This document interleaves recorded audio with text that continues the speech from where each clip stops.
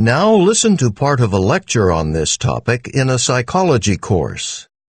Last month, my favorite uncle paid me a surprise visit. I hadn't seen him in many years. The doorbell rang, I opened the door, and there was Uncle Pete. Now, I'm sure when I saw him, I said something like, "Uncle Pete, what a surprise! How nice to see you."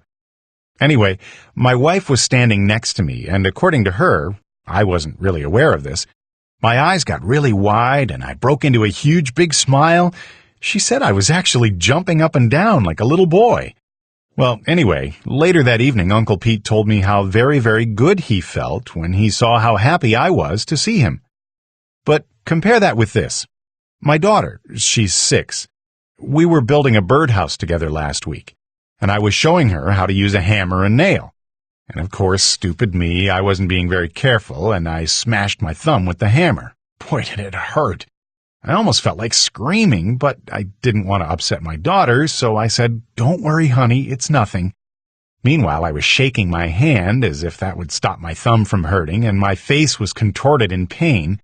My voice was trembling, too, so even though I told my daughter I was okay, I'm sure she didn't believe me, because she kept asking me if I was okay.